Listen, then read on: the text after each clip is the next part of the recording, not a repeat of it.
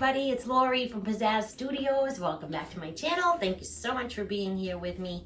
And I just would like to share a painting with you that I created. The video you're about to watch is the first of two videos, and this was originally a acrylic paint pour painting that I decided to make into an abstract painting. So it was a two-step process. I had to create the fluid art painting first, and then I had to go, let that dry completely, and then go ahead and finish it up in a second video. So this is the first half, so it'll be the first video, and the second one I will put out a couple days after this one, so you'll see them close together on my channel. And I call this painting Abundance. It is 18 by 24 inches.